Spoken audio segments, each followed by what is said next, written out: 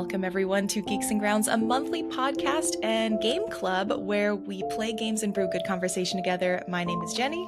And I'm Joel. And we have the just awesome opportunity. I've been looking forward to this all month. We have guests with us in today's podcast, a special edition of Geeks and Grounds. It is a conversation with Sunset visitors. So welcome, Remy and Pinki.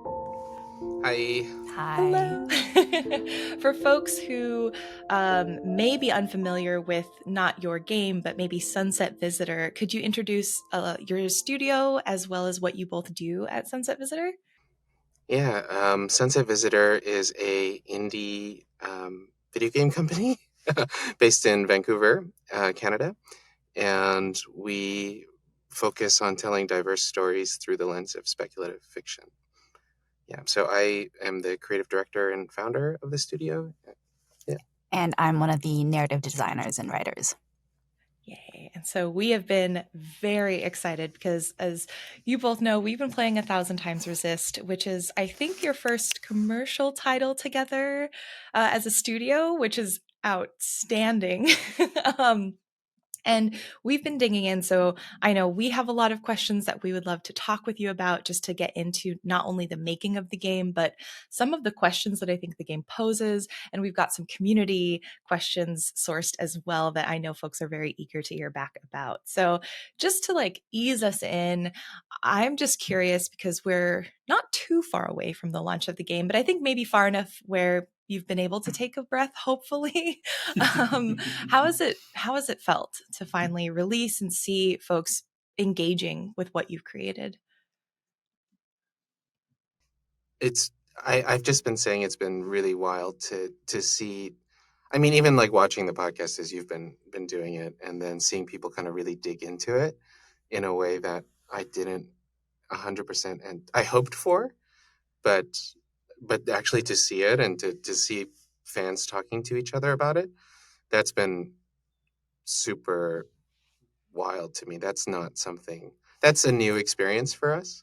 One thing I can say is that Pinki and I have been working together for a really long time, and we've been doing theater work and dance work, and I don't know, that's never been something that I think happened to us before. Yeah, the kind of detail of the discourse, or the trickle out and trickle through, and how the community comes and engages. It's super juicy for us, and it feels there's something kind of very preciously vulnerable about it as well, because it is, all of these beats, all of these details, all of these moments was a conversation, was something that we brought to the table, and to hear people grapple with it in the same ways that we grappled with it, it's very moving.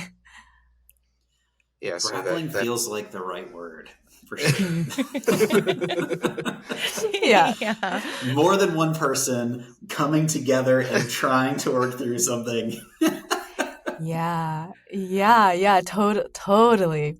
Yeah, big questions, like unanswerable questions, and the kind of the grief that those questions raise. I think it's, and then also just, I think the fandom, so generous, so creative, so yeah, it's like a birthday present every day.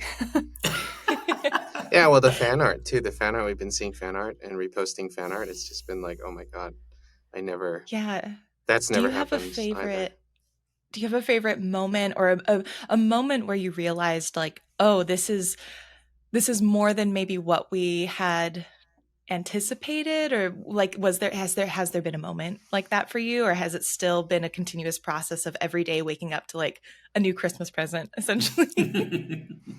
Yeah, I don't know. I mean, Pinki has just returned from Malaysia for she was away for 2 months, away for the launch.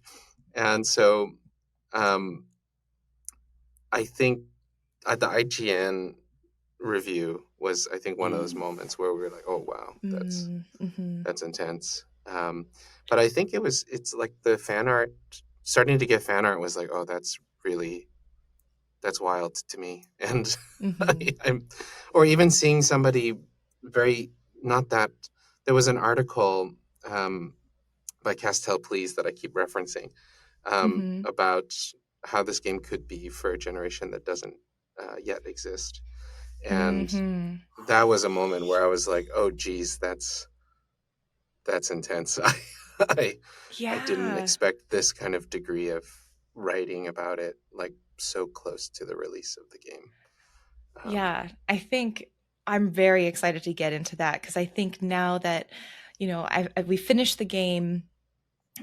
This conversation, I guess for folks listening, will be a spoiler cast. So we're going to get into the nitty gritty. We're going to dig into stuff that if you haven't played it, you probably don't want to listen to it quite yet, because the joy is in the discovery with this. But yeah, I think this idea of the future and what this game represents for future generations is one that I've also been grappling with now that I've finished it and seen the conclusion.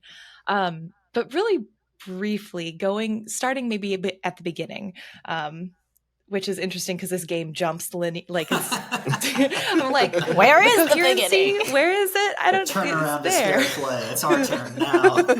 Yeah, but just to try and like start with a general timeline.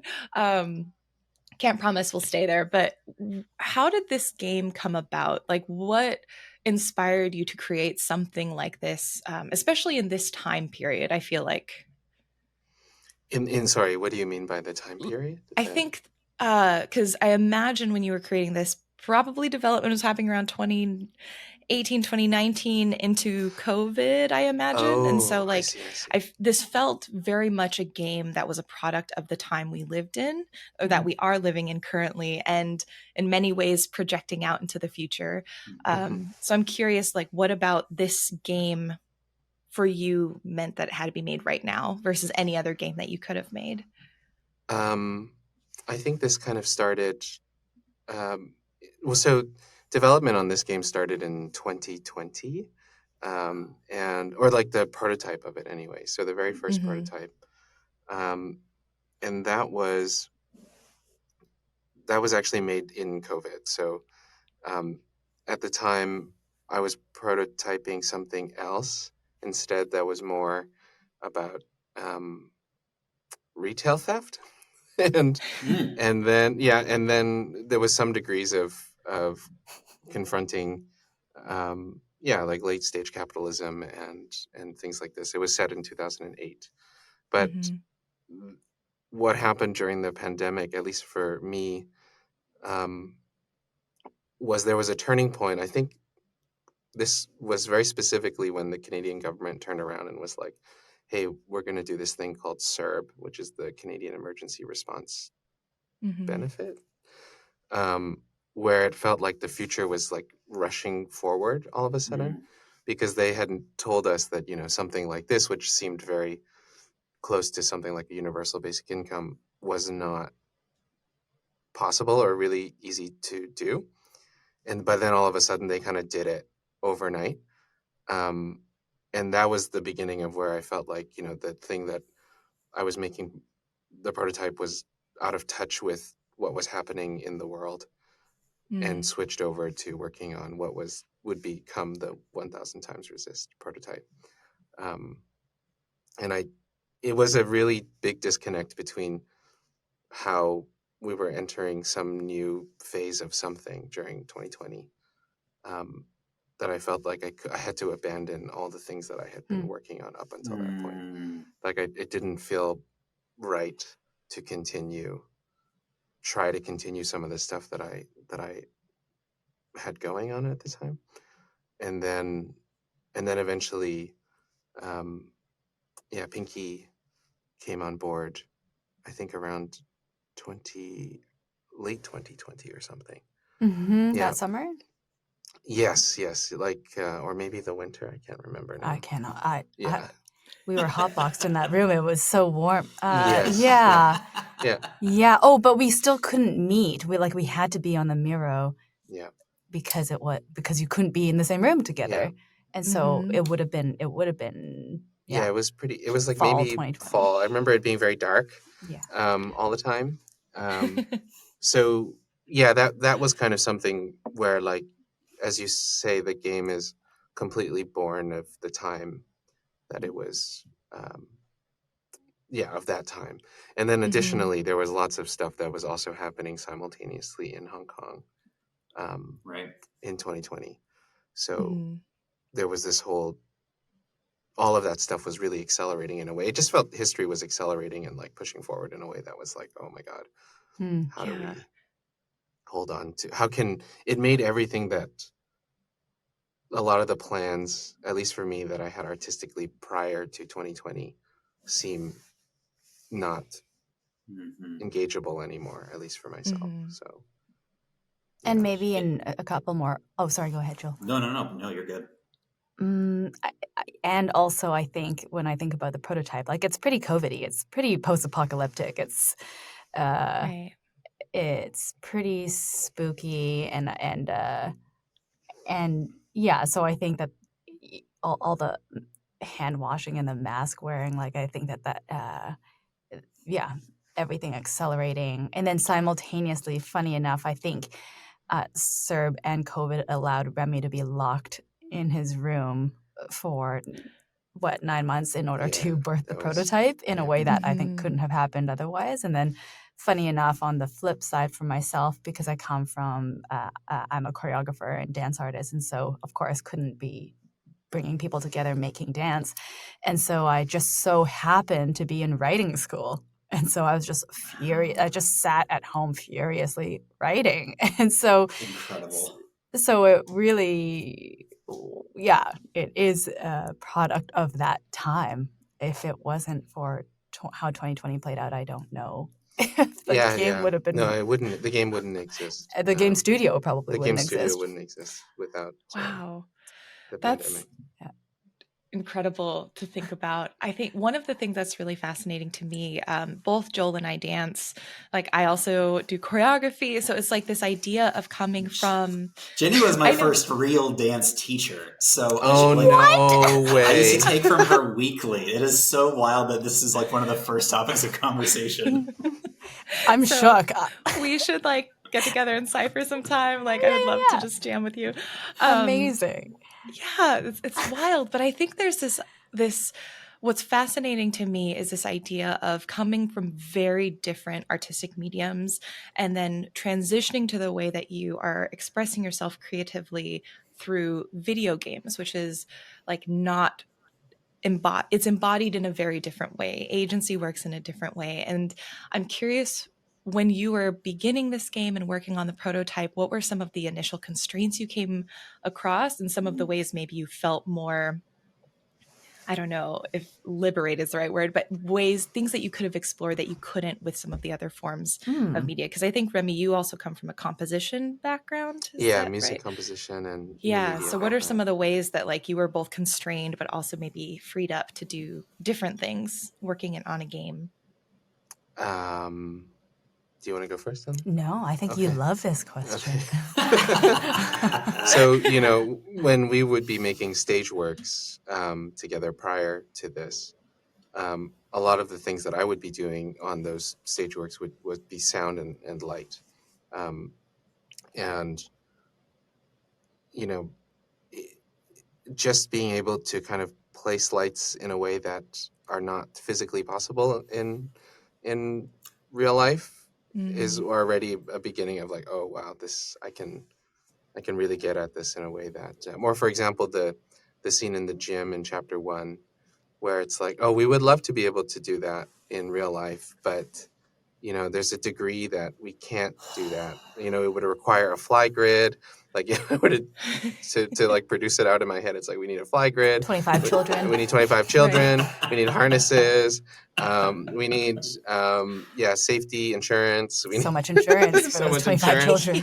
Yeah. And then we would probably need a permit from the city for some reason, probably. And so being able to kind of indulge in some of these images that we would not be able to create in real life was a huge freedom. At the same time, I would say constraints-wise, like, and something I would be saying to the writers all the time is that we have to be careful about not revolving a scene around small action. And that's largely just because, like, for example, like, in Pinki drinking, this thing depicting this Cannot happen. is very difficult, and so we shouldn't like make that a really important part of why a scene should work is Mm. small action. So those were some new constraints for us, right? For example, like Mhm. whereas in performance, I think doing something like that is actually not Expensive. is not expensive is what we Drinking had. the- Yeah. So there's a little bit of an inverse relationship that we had, like things that were expensive and logistically difficult in the performing arts. It was not as much in games, but things that were easy in the performing arts became very difficult Mhm. in games. Yeah. Yeah. One of the things I read about as well that's a part of your process is something that I had never heard of before, which is what was it called? Um, Device devised theater. theater. Yeah, Yeah. devised theater.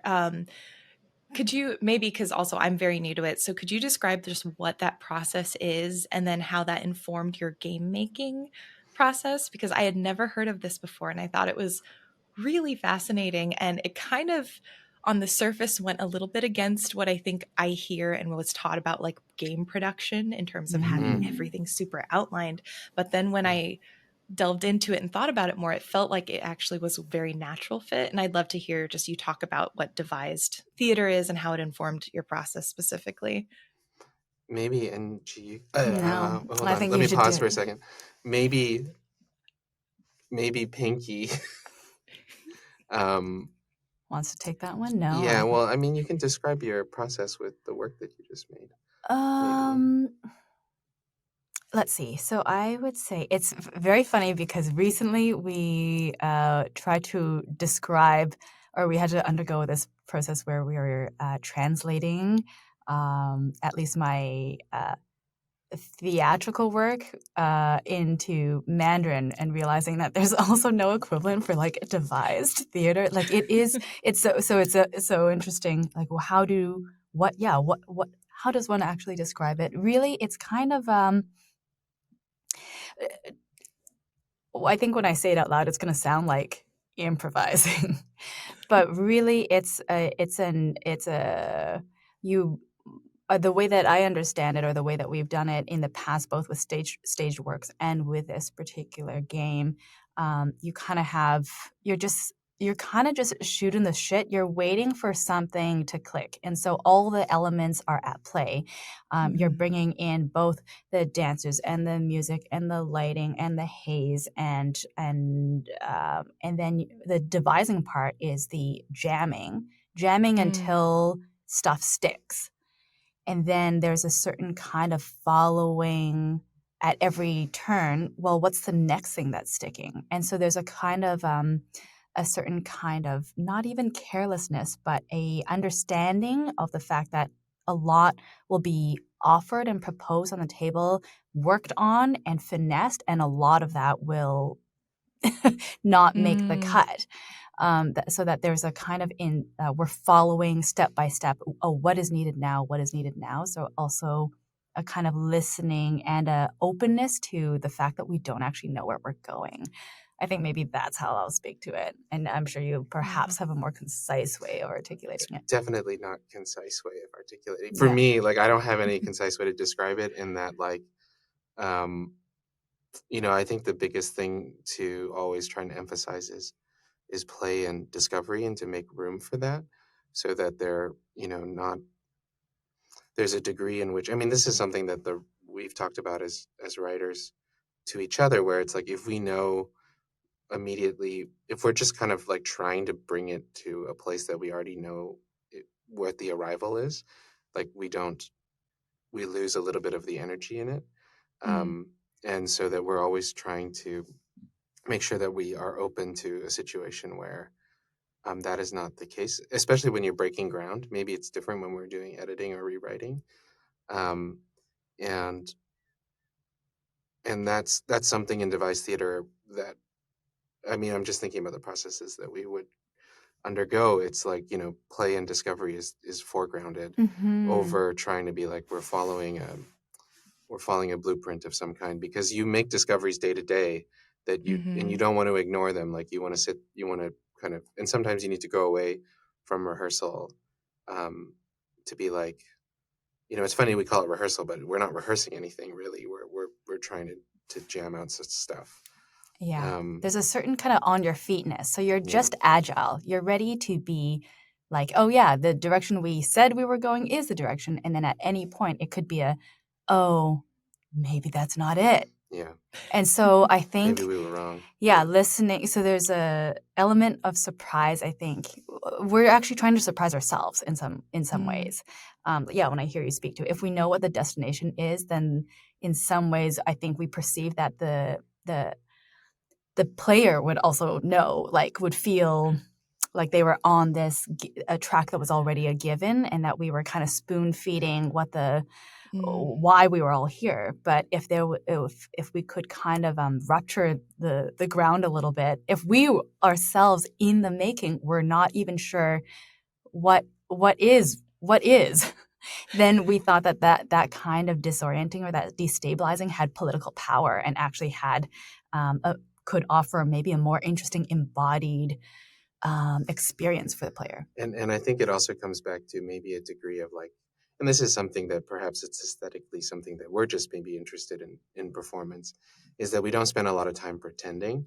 Like we don't want to pretend as performers or as people making these things, pretending that we don't know where we're going, and then and Gotcha. Yeah, gotcha. And so it's like it's more just that we're trying to create a place where as we're making something we can be honest with the energy that we're inscribing on it, if that makes sense.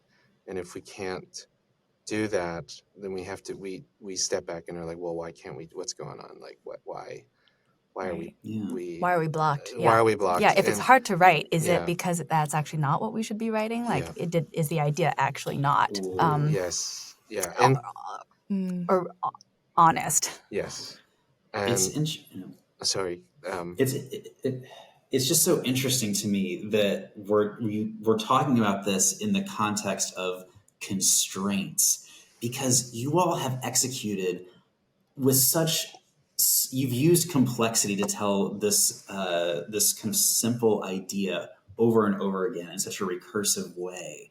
And I'm just your last three responses have my mind ablaze all of a sudden with everything that has been happening. Like, I am now imagining this as a theatrical production. I'm like, I would kill to be at this show.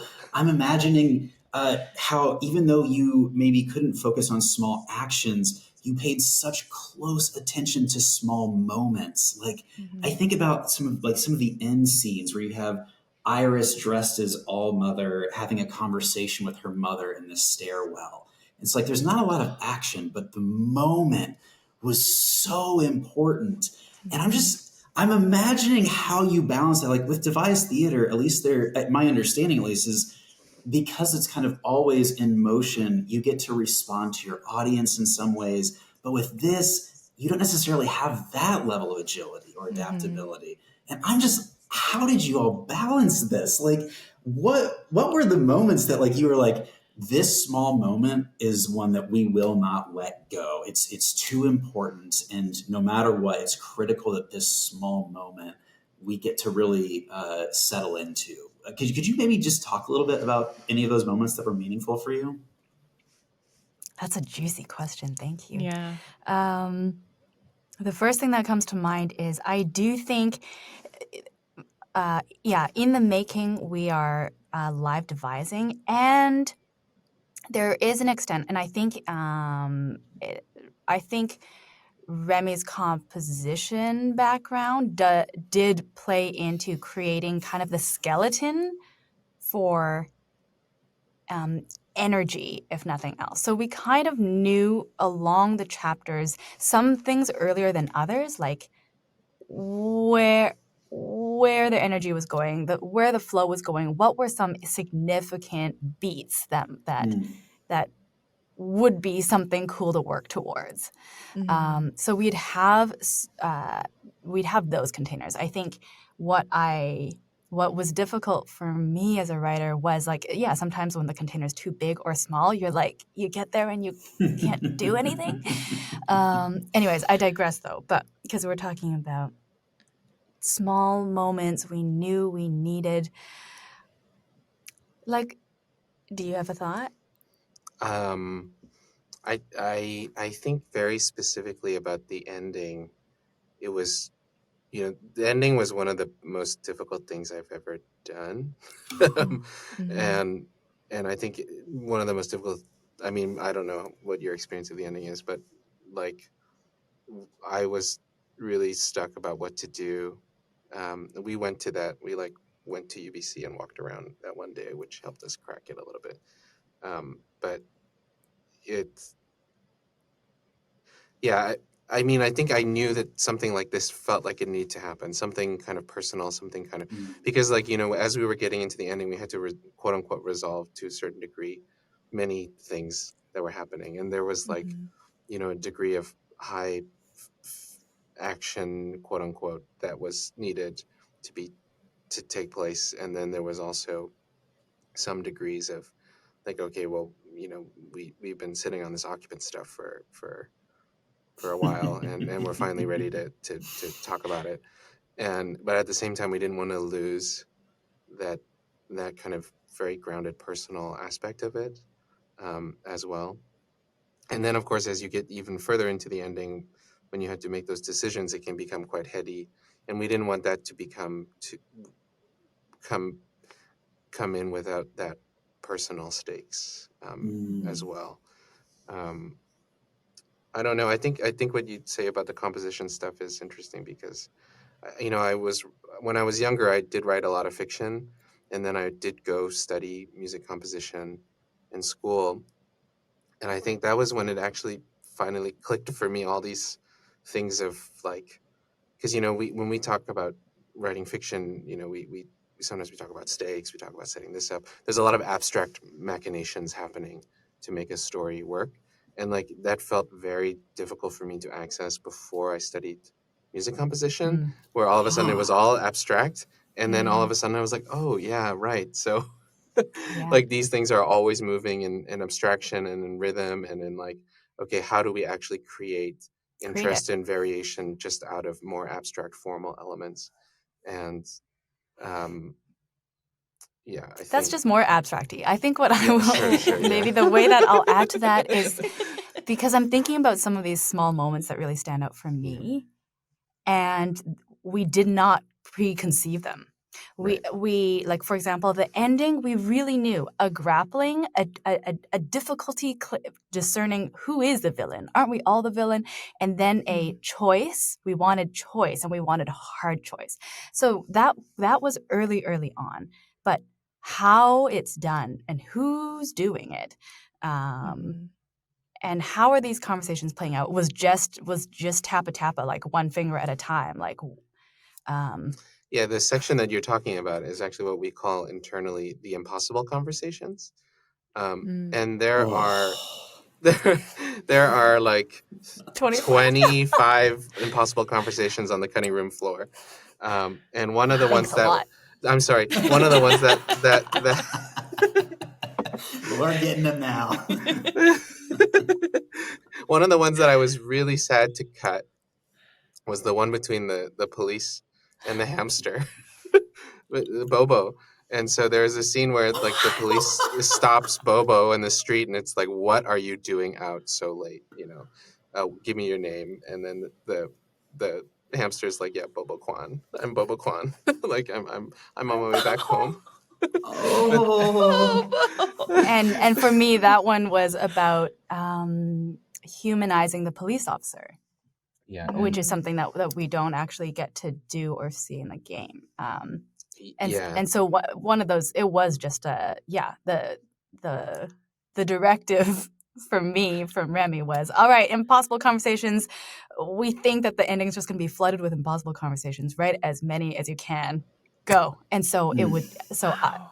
for me, I would just position what's a very conflicted and juicy pairing. And so I could just basically thought of how many pairs could I think, and I wrote into all of them.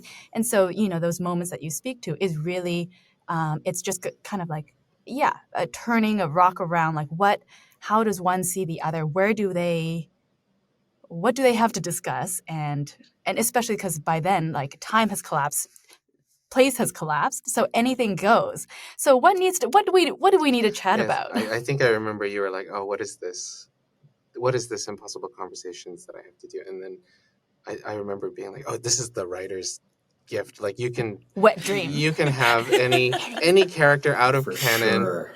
talk to anybody at any time, and let it run in a way that it doesn't have to make sense in the canon. Because in other parts of the story, we were like, well, we can't really do that because Right.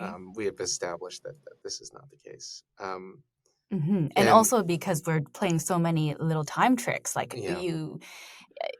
people are holding on for dear life, and so we had to be very constrained. We had to be quite obedient to what we're setting up. There was another one that I really liked that I was sad to cut. Which? The Picture Zhao and Picture Zhao's dad as a picture. They had a conversation. Yeah. Oh my god. Yeah, that one's really hard and hurtful. Yeah, maybe there's a degree in which we can surface that somehow, like these things, but But so when we had always conceived of that ending, but Remy was really stuck on chapter 10 and 11, and so we kind of had the ending, but we were filling in from 7 onwards, quite rigorously, trying to crack that ending, realizing that we had some occupant stuff we had to wrap up, and then realizing that the occupant stuff was going to get very talky and verbose and heady, and that therefore it wasn't the time to go into 25 impossible conversations. And so quite late into the game did we realize, oh, remember how you spent months writing those impossible conversations? He was like, can you pick 5? The impossible choice at that point. But it Life was one is of a those, casting off. right? And one of those things where in devised theater, or like maybe in any other production design, where if maybe we're a bigger team or whatever, not like we would just go to produce those conversations regardless of whether it made sense in the crafting of the process. And so, in theater, we talk about killing our darlings, which is so many darlings, a willingness to forego. Like it's you can't be attached. It's really about what does the work need. And I think that's one of the difficulties of like you play with fire when you do devising at all, right? You're always playing with a little bit of fire and that's something I've said before, where it could totally collapse on you if and thankfully we've been doing this for a while, so we find our way out of it, right? Like part of understanding device performance is, or practicing it, is eventually understanding strategies to find your way out of it, because almost always in the middle you're lost. That's a feature, not a bug, right, of the process, right? You're not sure what is going on and how. Yeah. And so and this very classic thing that was happening, where it's like we were building, like while you were writing Impossible Conversations, and then finally there was a kind of like direction in which we needed to bring chapter 10, and while we were building it, it was only until like we had worked through, like we were building these very linearly, like we compose it to a certain extent, I guess is what they might say. And at the end of the occupant warehouse conversation, it was like, oh yeah, I don't think there was an intention to have 25 impossible conversations. And then then at that point it was like, because did we record them all? We did not record them all. Okay.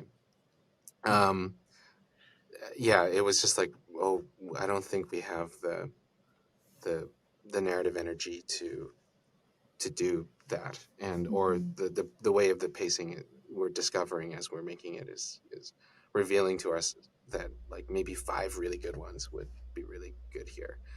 And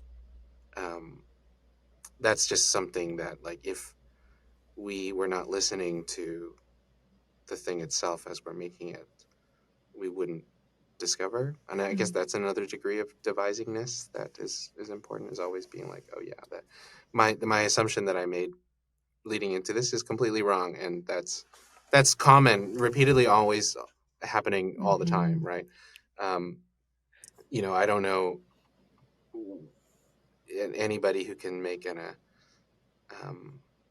assumption like that and be right all the time. So, Wow. This is a very random question, but especially in consideration with some of the 25 impossible questions, I'm very curious about the pigeon. And just by any chance, did that pigeon crop up in one of the impossible conversations? oh, did we have a pigeon? Oh my No. gosh. Because the Okay. pigeon has been very fascinating to me. Now that I finished the game and I'm going back through a lot of just the symbols and recurring characters, and I'm like, that pigeon, I've been thinking about it. I love that. And I'm sorry to say I didn't. Yeah. That's a good question. Why not? No, but we had a one with the whale. We had a one with the. We yeah. sure did. We sure Oh. did. Maybe I'll just say very transparently, I cannot take credit for the pigeon. I was not involved in the pigeon making and the pigeon lore. So maybe also the ones that, a lot of the impossible conversations were the ones I was gutted. There was something that was really, I was torn up about. And I wrote towards that. Right. Yeah. And the pigeon, I was like, I feel quite at peace with the pigeon. The pigeon's at peace. really Yeah, The pigeon's the at peace, pigeons. yeah. Like, I think the fox?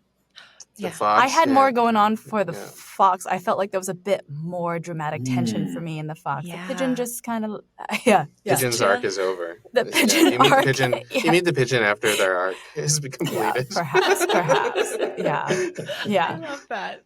That leaves me feeling with a bit of peace, at least. The pigeon's doing okay for Pigeon's themselves. okay. Maybe we can get like an improvised dance between all of you, Yeah. Right. just as the Yeah. pigeon and the fox match the yeah. conversation. Yeah.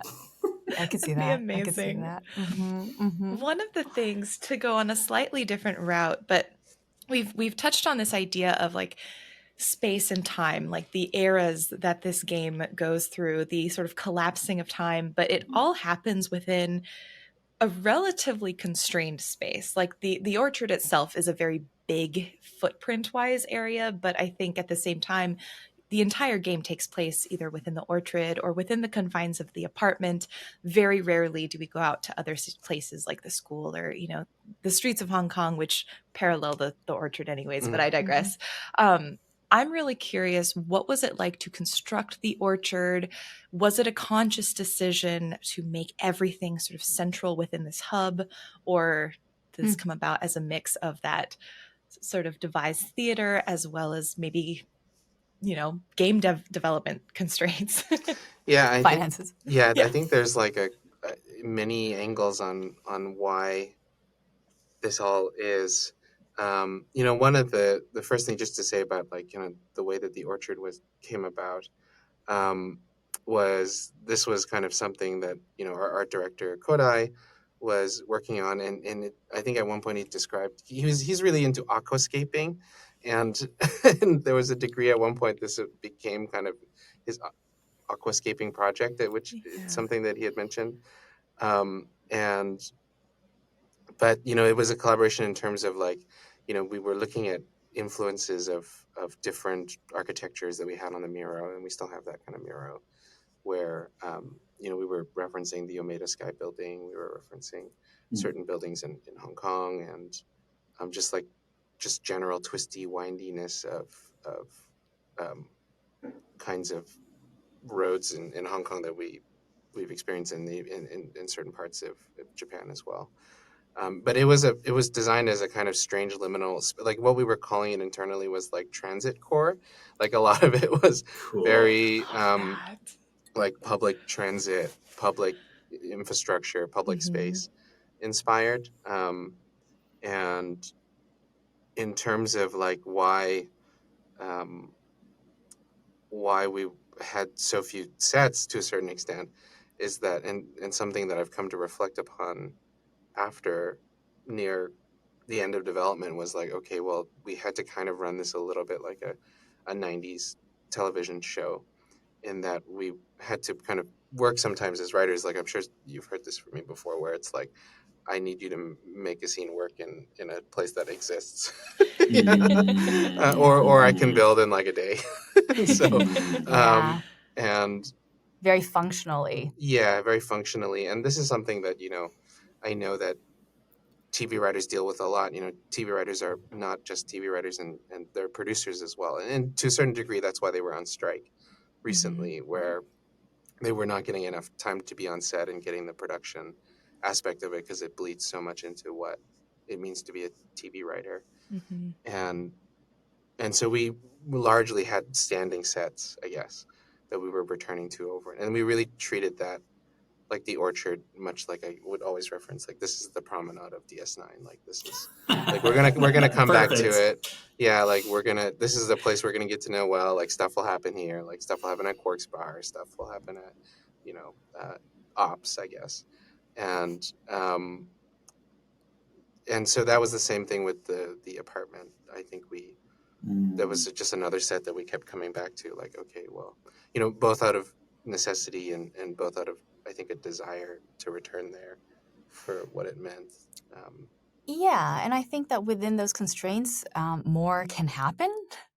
Yes. You can yes, tell change more. Like, Yes. You wouldn't know. Looking in, if the aperture is smaller, then you can see when things shift, and when Iris is older, or when the mother is happier with the dad, and so I feel like that small microcosm allowed for drama to really emerge and for those small moments to pop.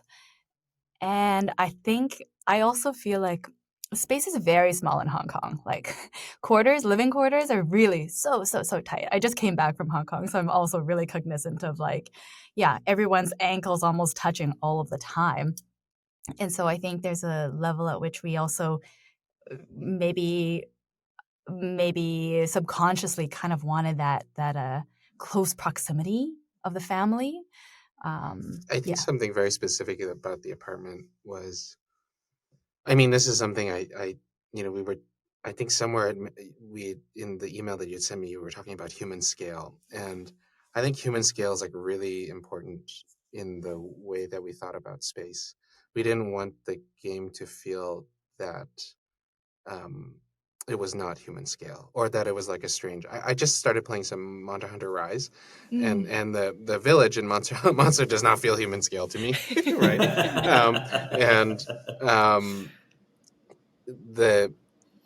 There's a degree, because we wanted this drama to happen in these spaces, and so if it did not feel like it was human scale, then it would be strange, I think, and specifically with the apartment, I remember we went apartment shopping, so to speak, because we had different types of apartments that we were looking at to build from.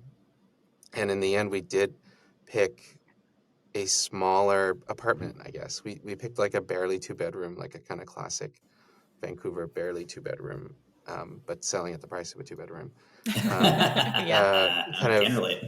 Like a more modern, contemporaneous apartment in this regard, and that created design challenges as well, where it's just like, okay, well, we actually want this apartment to be really, really small and feel small, and then all of a sudden, when we started working in it, it was like, oh my god, it's actually really small. Like, what do we do? How do we? But then you also come to know it, I guess. I think that's a brilliant way to put it. Like, you come to know it. And I'm going to reference a community question here. And I think it very much lends itself to, we have this constrained aperture. I think that was the word you used. Love that. We have sets and designed sets, and you need to make sure that things happen there. And I think it leaves a lot of space for character. So the thing that came to mind for me was, every character in this game is so deeply, deeply flawed in some way. And yet I so deeply connect with so many of them. And so we have this community question that came from Valis that says, how do you make a game about people doing horrible things and still create a narrative where the audience can care about those people?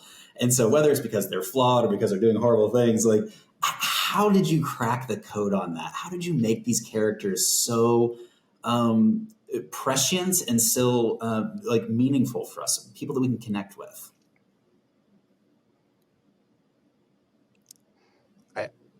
Did we know they'd like them? I don't know. Well, I think care about, I think, is the word Yes. Val's used. So Yeah.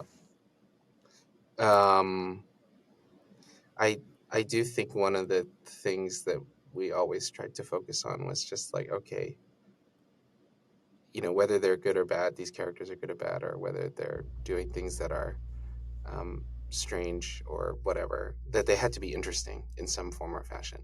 And like, they just had to be interesting. And then I think the other degree of this is that, we kind of understood even from the very beginning, like when we were like charting out the sisters and what they would be like, there's a degree of like what part of society do they represent, and then what are we trying to get at specifically with this one character. Like we were talking about, healers' toxic positivity, right? Like that was something that we wanted to. I don't know if it like ended up in the game that way, but like early on we were like, okay, this is kind of the thing that we want to talk about with this character. And then Noah, we had many things I think we wanted to talk about with that character. And that one that was hard was Watcher, right? So like I think that's because it was the player character. Principal as well.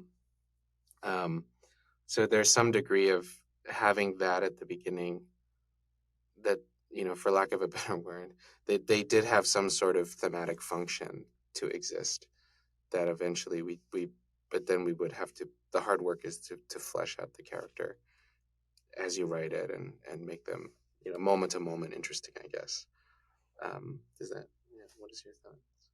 I feel like I have a very different experience with the characters, Okay, yeah. actually. Because, and I think it's something that we referenced earlier, that something that Remy and I were always talking about in terms of like everyone being a villain and everyone Right. being also the hero simultaneously. So this question brings up two things, which is that I think that we wanted. I think Flaw is endearing, and I think it's realistic, and I think it brings the player closer to somebody, arguably. And when we were suiting up these sisters, something we did was we often referenced either ourselves or our friends who are just like them, and so that we could that. So there was a real three-dimensionality to them, like they really walk and talk amongst us. They are our people, and so we recognize them. And then just this, I think maybe knowing early on that we wanted the player to have to make some difficult choices about who is good and who is bad. I think what that meant is that whenever I was writing someone who was doing bad things, I really had to believe that I could do those bad things and then imbue them with a why that I would even, like I would go to bat for them. And so a kind of almost a humility, maybe even debunking my own assumptions about like, oh, they are bad, but what if I'm them? Yeah, now that you say that, it's like, yeah, there was a degree where I think we were trying very hard to be like, anytime we felt like this character was like drifting into a kind of very binary. Yeah, that was kind of when we were like, okay, well, maybe we have to stop and look at this a little bit more carefully, and make this more interesting, for lack of a better word. And then maybe the last thing I'll add is you do get a lot of backstory for a lot of the characters that you meet. And I think because there is this like intergenerational, like hereditary, these themes that come up, that we are who we are because of where we've been and because of who we've been. I think that also allows us to realize that, bad actions or villainous ways of being all have, you can track where that's coming from. And maybe I would argue that perhaps that's why people can maybe care about them more. Do they still care about Mauve? Like Mauve was one of the ones. I love Mauve. I love Mauve as well. You all made me replay the ending because I saved Mauve, and I was so frustrated. I was like, wait, but she was like, she saw the flaws in the system and she was trying to fight the system in the end. Yes. And then like, you redo it and I was like, okay, yeah, I understand. And you even warned me. And you were like, are you sure, Mom? And then I was like, yeah, this is the right thing. And like the way that you we haven't really talked much about like very specifics of this game. So incredible spoiler for the end, for the next like minute and a half here. But when you go through and make these kinds of like, we are God and we're making the call about like whether someone gets to survive or not. And then we go into the ending and we see what happens based on those outcomes. I have never experienced, I feel like so much of video games is you are God. Like you decide who lives and who dies. You decide who's good and who's bad. And this was the game that more than any other game I've maybe ever played forced me to be introspective about that. And even like, and I think the fact that I had this mom ending where, are you sure? And then the next thing is she's murdering you. There's something about that I don't know when you all decided to make that call, that you're going to have that experience where you're going to enforce that degree of introspection. But hats off to you for so much of this game, but especially that moment. It made me think about like just video games as a whole, which not a lot of games make you do. So incredible. Thank you. Thank you. Yeah, I think this idea of our own capacity to also harm others is one that we've talked about, I think, a decent amount. I know Joel and I don't know if it's been totally on the podcast. We've talked about it just in person, but this idea, like I've seen TikToks recently about like how we often look to others as those are the people who cause harm. Those are the bad people. But really that capacity is within each and every one of us. So I think this concept that you're bringing up and the fact that this is something that you consciously thought of as you went through and molded each of the characters is so fascinating. Thinking about this idea of transference, the transferring knowledge to one another, transferring our histories and our rituals and stories, I think what was interesting to me is that while there is a lot of trauma that is transferred, I didn't feel like this was a hopeless game. And I would love to hear your thoughts on why was it important to explore this idea of transference, whether trauma or transference through like maybe the opportunities or hopes for the future, like we see with Iris's dad, especially, and Iris's mom, even. Just this idea of transference and what it meant to you as you created this. Big question. Yeah. Big question. Yeah. And it stirs me emotionally for sure. Also, I will say that while I was listening to your guys' podcast, I started to cry. And I was like, wow, this is just I'm crying about you crying about. I was like, this is what an experience. And I was jogging, and so there was something so visceral about me, like jogging and weeping at the same time, talking about these larger themes. Yeah. That feel maybe like bafflingly and terrifyingly more relevant than perhaps when we were writing these pages. But I think maybe something I'll come back to is the diasporic point of view and lived experience, where I think oftentimes we are talking about, whether in our work or just over beers, like this positionality of being able to choose what you take with you and what you let go of. I do think that that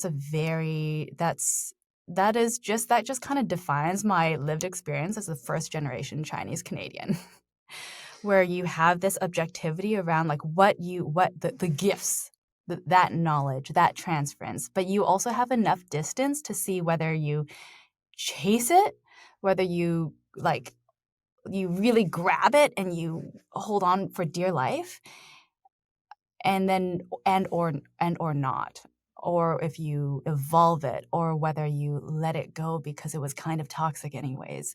But something that we talk about a lot between the two of us is that so much of these things that were transferred to us were partly survival tactics, were partly degrees of something that eventually turned into culture, and then, and, culture is not about, well, I'm not going to say any grand, yeah, but what I should say is that we often talk about, like, okay, there are things that, we've inherited that we, in contemporaneous society may seem out of place, um, or something that could be damaging, but how much of that is culture, how much of that is actually something that makes us part of part of that culture in a really important way. And if you give it up, is that something that will be gone from that culture in the future, or is that something that we have to find a way to like transmute it into something else while keeping it alive? And that's really difficult, and I don't really have an answer to that. Yeah, sorry. I think maybe something that the game brings up is that possibly, maybe, if you know where you got it from, then there's more opportunity to honor it, whether you let it go, whether you evolve it, whether you, yeah. Yeah, the value of knowledge of where you came from or who you came from, and the power of that. And also the power of not knowing and how it might find its way in anyways. Well, and that's what was so fascinating to me about this game too, because like the sisters are so disconnected from knowing like their own histories truly. Like even in the beginning when they have the library, there is a disconnect from them. We know now that they don't have the memories that they were supposed, or I don't know if they're supposed to, but they don't have all of the memories. And then of course in that second half of the game, it's like, well, physically the library has been burned, the knowledge is no longer there. And this actually goes with this is a second question from Valis that I wanted to make sure and ask, but many of the characters in this game fail to communicate their thoughts and feelings with others. Even if they're able to talk effectively with other people, they would still potentially be in a bad place. For example, better communication would not address the issue of the occupants or the spread of the sickness. They put in parentheses, or would it? What? Always the caveat. What drove the decision that poor communication would have a large part in the story and the theming? I think it's just life. I also think there's degrees of which, like this is something that the occupant says in the warehouse. It's like, oh yeah, this language is lossy. Like, Yeah. like language That is scene. lossy. Mhm. And And even Clara has mentioned something, I yeah, think, along the lines where like the human body and brain yeah, just not meant. Faulty. Yeah. yeah. So, there's, I think also a degree with the sisters is that, they don't have, for them to be disconnected, like even if they were, yeah, as they say, like even if communication was good, like how would they communicate their way out of this scenario on a broader scale? Um, and I do also think that it's kind of, when we were talking about the sisters and the shells, there's just something that they can't get at. I don't know. There's a degree they just can't get at it. They're just like just outside of getting it, like and the player gets to see it because they're a little bit distanced, but there's just that distance of them, you seeing them not get it entirely, not being able to piece everything together for themselves. That kind of lifts a little bit as the game continues. Um, yeah. Do you have any That other thoughts about? Sorry. that use of dramatic irony is so critical, and like you are putting me in the position right now of realizing like we are seeing this weird dramatic irony playing out on the world stage with what's happening in Palestine, and like how everyone can see what is actually happening, and yet like our government especially is completely saying, oh, nothing that we've seen, like no report, like whatever. And it's like there's something about how you all have used dramatic irony. You talked about how part of the reason you chose devised, kind of the devised approach to this was if you had previously scripted everything out, maybe it would have felt too confining, or maybe could have even been too obvious. We have now had 6 hours of on mic discussion about this game, and every 15 minutes, every week, we are realizing, like, oh my goodness, here's some connection we totally didn't make until we were in conversation. So this idea of communication is critical and somehow enriches the dramatic irony, because it's not until I talk with Jenny that I realize, oh, like, this fundamental thing I thought about the dad and what happened to him was this, and only through grappling and conversation that I realized it was something else and much more sad. I'm so sorry again. That was a hard moment. Man. Yeah, interesting. Well, and in addition to dramatic irony, I think one thing that struck me, especially, I'm actually in my second playthrough at this point. I'm going through, I'm trying to like see what's connecting even more now that I know what's going to be happening. And the game is actually quite darkly funny, as I think, especially at the beginning, when you're getting to know the world, you're seeing these like really contrasting images. Like, I think the first time I saw like the All Mothers sacred drawings, and it's like middle school, high school anime fan art. Like, I was like, I drew that when I was a kid. But this is like the sacred, like text of the All Mother, which is really kind of this release in times when you're like learning about these horrible events that happened. I'm curious if you were intentionally like, let's bring in some funny moments just to like alleviate the tension. Was this one of the things that maybe you stumbled upon where you were like, I guess we're using this now and this is sort of part of the world? I'm really curious how you chose to bring in some of these, what I found very humorous. I don't know if they were intentionally so. Oh, no, I think they were very intentionally humorous. Okay. And I think, there's a very early Miro board. I think there was where we had a bunch of pictures around it. And I think it said like the power of the power of knowledge for kids. And then and something like this, and generational trauma for kids. And like there's this degree that kind of spirit that we like took into it, that I think is some of the darkly funny aspects of it. I mean, one of them is also that one aspect of this is that I think Cantonese humor sometimes is darkly funny like this. I don't know if, like, I was just watching McDull or McDowell, right? It's like this little pig and his adventures in Hong Kong, but it's like a really biting social satire about living in Hong Kong and stuff like this. And that is so darkly funny and hilarious. Like, I think there's just some degree of that's in our humor. The other aspect is that this is something we talk a lot about in theater, is that you need humor next to tragedy for both to really feel like they exist, I guess, or like that it works. Some of that is just from and then I think that's also just because when you asked that question, I think never were we like, this is a good moment to be funny. Like never was it intentional. I think what perhaps happens is that we're all just clowns. And we come from the performing arts, and actually that kind of cheekiness is really we're bringing that in all the time. A lot of ideas start as jokes.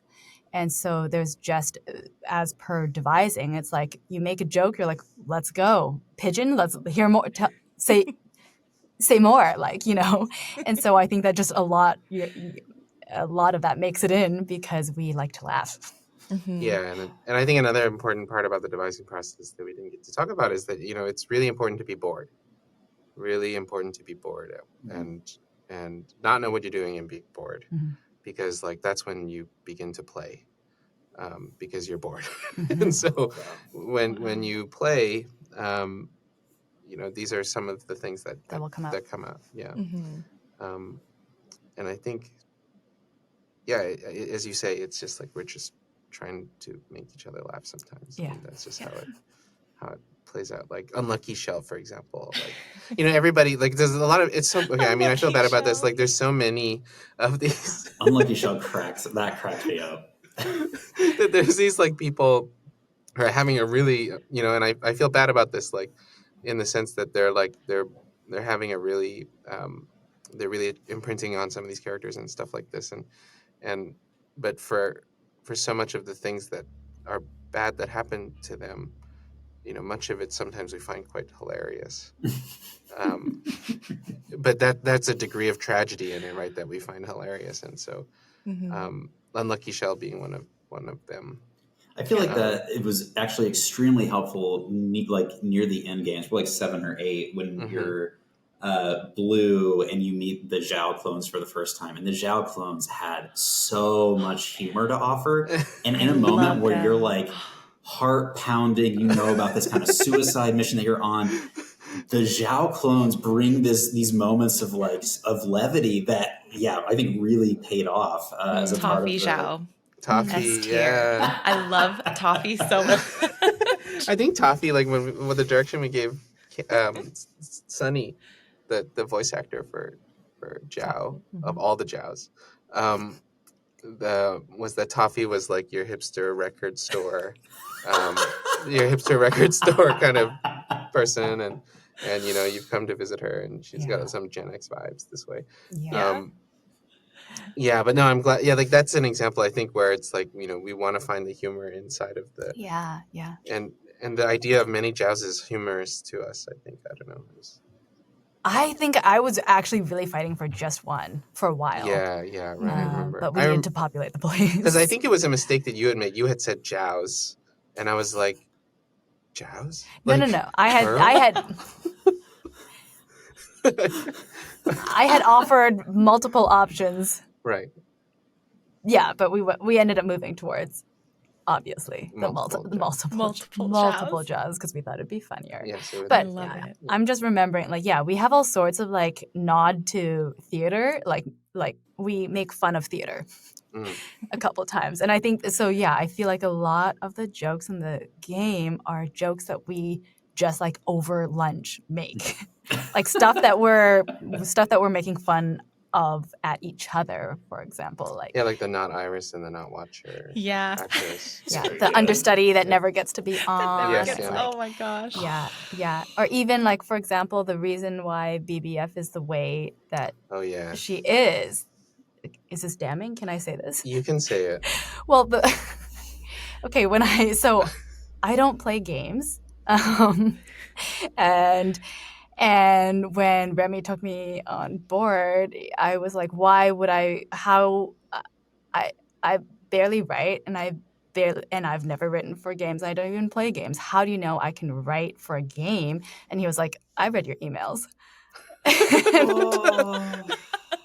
And then he goes and mocks me and like tries to do an example of me writing in the kind of like somatically like an ephemeral and poetic and spiritual like way of like speaking to the dance artist that I'm working with, and he was like, yeah. So that's an example of us taking our IRL jokes and then like sticking it in the game. That's amazing. Which actually, speaking of BBF, we do have a community question. Let's see. Valis asked, how did Bang Bang Fire get her name? Because it does feel very different when we look at Healer, we look at Watcher. They all are very verb focused. And Bang Bang Fire feels like it comes a little bit out of left field. It's the onomatopoeia. I think, there was a short story that preceded this whole thing. And that one had an all-mother in it. That one had other kind of clones of some kind, and they all had their functions. But this was a little bit of a sillier short story. And so at that time, there were people who were like, I don't know, somebody named onomatopoeias. Well, they were more like driver. Here's a driver. Even then, the Bang Bang Fire was a little bit out of a... I think it was funny. I think it was a thing where Bang Bang Fire was like the third, because you always make the third the funny one. So there was like a driver, and then there was like a talker was your communications officer was a talker, and then a driver was your helmsperson, and then Bang Bang Fire was your tactical person. And that kind of, I think there's one conversation where we bring that up or just make fun of that a little bit in the bar. I think in chapter 4 or something, there's like these two drunk shells who are just like, yeah, I'm gonna be a driver, I'm gonna be a mopper, I'm gonna be a so that the Bang Bang Fire is something that I guess carried over into this thing, and then also was just a little bit of She's just different. and just a little bit of a thing where it's like, oh, this is strange, like why?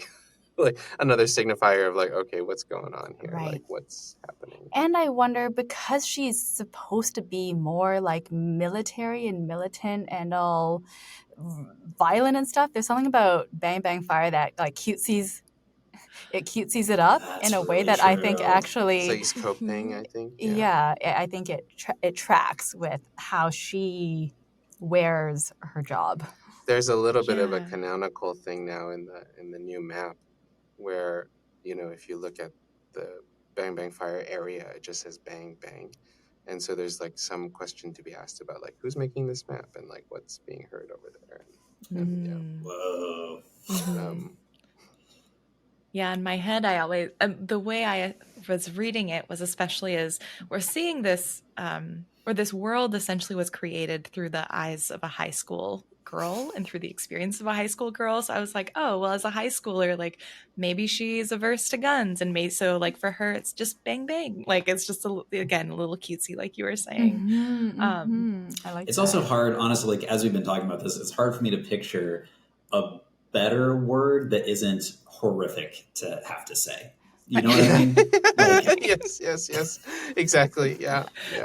Totally. And considering how introspective she is, having a horrific word as her name would have maybe taken me out of it a little bit. So yeah, it makes a lot of sense. I'm curious, was Iris, because I think what's interesting too, just as a side note, is this is a story about the end of the world through like a very young girl's eyes. And I feel like we talked very early on, I think in our first podcast, where it's like we've seen stories like I guess like The Last of Us, for example, that take the end of the world and like put it on a girl's shoulders. And so I'm curious, did you think about that as you were creating this end of the world story with Iris? Or did that just kind of happen naturally and you didn't really pay too much attention to that aspect of telling the story through a teenage girl's eyes?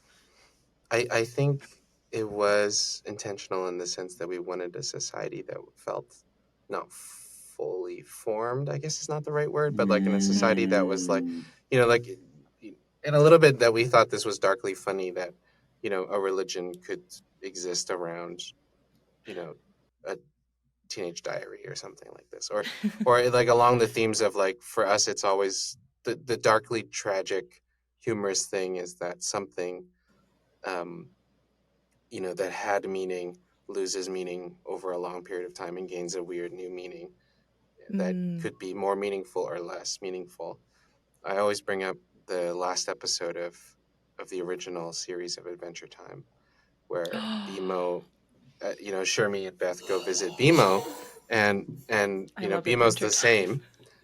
BMO is absolutely the same, sounds the same, but then BMO is like, oh yeah, like my human friend that one time I had, like Fred, and like that kind of like, oh, it's been 1,000 years in the Adventure Time chronology, and BMO does still remember Finn, but can't remember his name.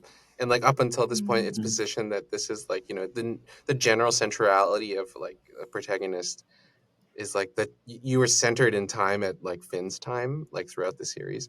But then all of a sudden in the last episode, it's like this one line about Finn being called Fred by accident, like recontextualizes and recenters the entire thing about, and so, there's that degree of us thinking about how those things would, like I think, for example, there's some in toffee saying that like, caramel is made out of flowers, right? But it's like a misunderstanding of that there's flour right in it, and but I don't know, and Pinki. I don't have anything to add. Yeah, that's Well, it's BMO's world, and we're all just living in it. That's the problem. Yes, Truly. yes, yeah. Yeah. Truly. Let's see. We're getting close on time. We have so many more questions that we wrote down, but I feel like I do want to ask one bigger question, and then maybe we can quick fire a lot of the community questions that we haven't gotten to answer yet. This has been on my mind since finishing the game, because I think when I went into it feeling like, oh, this is a game of our time. I will play and I will feel very connected to the main character. But by the time we got to the end, I felt like increasingly this game actually, I was not connected to Iris or even the sisters. I was actually more connected to the parents. And that this game, because the parents' timeline is 2019. And so I'm like, we're actually the parents. And that was something that didn't quite hit me until about chapter 7 or 8 when we start hopping through the timelines. And then I started realizing this game is about the next generation. This is about what happens to our children, children of the diaspora that are like one more degree removed, in a sense, from maybe what they would consider home, or from the home of their culture and their heritage. So this is a very big question, but do you have specific hopes looking at that next generation, or of maybe generations in the future who are playing this game, and like what they may be able to get out of it in terms of the diaspora, or just how they're connecting to their heritage, family, or culture? Again, it's a huge question, but I think that was one of the things that as I'm closing out this first playthrough, I was just struck by, again, the generationality of it and how far this looks forward, which I have never really experienced, I think, in a medium where it's very present oftentimes in a lot of the games that address similar topics. That is a big question. My first instinct was just like, okay, if we have, if, say, my kids, I don't have kids, played this game, what was one thing I want them to take away from it? And it's that we yearned at one point. There was just like, we yearned, and you may not yearn, but we did. And maybe you can too participate in the yearning, or know the yearning, even though it's something that is just an open wound forever, I guess. Yeah, if that makes sense. I don't know. Ooh. I felt you respond. Maybe this is a terrible thing to say, but you asked what are our hopes? I wonder, I'm curious whether we also, for us, there was a bit, sure, maybe there might be hopes, but there was also like, what do we fear? Yeah, right. I feel like maybe that's where we were grappling or inquiring from. Yeah, because my having played the game hundreds of times, I actually don't, I think I am very nervous about the future. And the environment, and how the fragmentation and the rupture, and like what disenfranchisement and the hyper individualizing and the capitalism on steroids. Like, I just don't know where the heck we are going and how we're gonna get there together at all. Something that so I guess I'm thinking about this open woundness. Maybe my hope is really that we are, I don't know, maybe it comes back to that villain piece, like maybe we need each other. Like, yeah. And because I think we also often talk about, like, not even in the game room, but maybe the traps of identity politics. And so I wonder about whether we are also hopeful that maybe you don't have to fight and suffer. And that gives you capacity to do things that we could only have dreamed of. But you also kind of need at least a little bit of humility, knowing that somebody did that for you. You stand, you are a village. You are not siloed. And so maybe the hope is for that perceptual field to be that wide, that you see behind you, you don't get downtrodden by it, you don't buy it, it doesn't become you, but you have that power, and it supports you in moving forward, not staying still, not getting nostalgic and like running backwards, but that it propels you forward. Maybe that's what I would say. I love that, and I feel like the way you framed it very much mirrors the conversation the mom and the dad had about the value of protest in the game. As like, we did it because someday someone's going to look back and they'll be like, not everyone was okay with this, and people spoke out about it. And as you talk about this, there is there's still the open wound there, but there is a history of people that were using their voice to stand up for it. And that was the most hopeful I have felt, honestly, about the world in a very long time. And I just need to apologize to both you and all of our listeners. I try to do a much better job, not just gushing about games when we talk to developers, but to ask questions. But I'm so sorry. This game was just too good. And that particular moment was something that was particularly like healing for me as I was playing it. So thank you for that. Yeah. I mean, one thing I do want to say about that one moment too is that, yes, we did comprise the scenario of the scenes for that to happen, but that sentiment is something that we've heard from other Hong Kong protesters, younger kids, the kids who were younger than us, and I think so. I guess what I'm saying is that I thank them too, in that regard, to like come to that realization as well, and that being one of hope, right? Yeah. Oh my gosh. Genuinely, I could spend another like 6 hours just chatting with you all about this game, truly. I do want to, just because we did have a decent amount of questions sent in, I'd love to do sort of a rapid fire round. Sure. Of hopefully some maybe quick response, lighthearted questions. Sure. Okay. Easier questions. Yeah. We had one from Unsecret Crush asking just confirmation on what are secretaries' pronouns. Do you have a definitive answer? Yes, he, they. We use he, they for secretary. Yeah. Awesome. Inside Sunrise, Dark and Sinful, Bloody Sister, Blue Communion, and Red Punch. We Go Giant asked, did anyone in your team try to make the drinks in real life? If so, what was your favorite, and would you share the recipe? We did not try to make this that I know of, that I remember.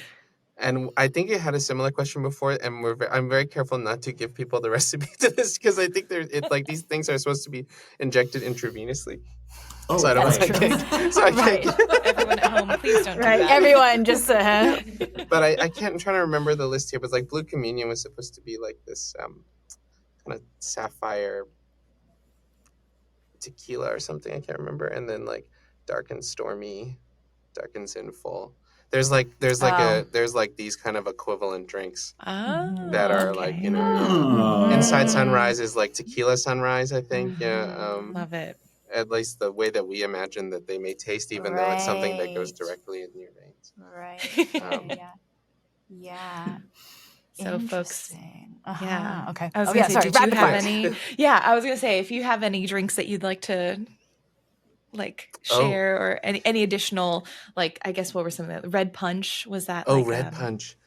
That one was like a new one that was just like, when we were thinking about it, the Red Punch, like we were thinking about ramen in post-war Japan, like how ramen was this thing that like, was like fueled laborers as a kind of like post-war kind of recovery food. And so red punch would be something much less Punchy? fancy Oh. than the rest of the Oh, other ones. yeah. I think it's really like here's your sustenance. Yeah. Sounds like Jungle Yeah. Juice or Four Loko Yeah. or something. Yeah. Heart Plus asks, will there be a physical release of the soundtrack on vinyl or CD? I am also very eager for this. There is no news at this time, but it is definitely something we're actively looking into. Yes. Yeah. And Valis also asked, is the occupant's model Iris's body? That's a good question. Hard to confirm because I have to go and look. Like, because it is a different. It has like It's a I different think model. it was based, as far as I know from recollection, on Iris's model. Oh. Yeah. That makes sense. Awesome. Yes. And so, I will say in the prototype it was Iris's model. I thought So it was just the suit dangling around. Oh, so no, that's the so we're In the Pinky's prototype. referencing the motion capture suit. Like we got the occupant motion sometimes is that of us dangling the suit with nobody in it and capturing. Because we wanted this this weird disembodiment, like impossible, you know. Like, that's why I was like, so I don't think that's good. That's so good. But the model itself, like the body. Right. Okay. And this was one of my personal first questions, like immediately when I was playing the game. Hekki. Where does Hekki come from? Hekki Almo, Hekki Grace. Is there something that you drew from, like a language, or where did Hekki come from? So I confidently strode into work one day and went to my computer, I guess, and typed Hekki everyone by accident. And I don't want this to take away the magic from the Hekki. Like people have been saying Hekki, like these words have been like passing around as some sort of like meme thing, which is great.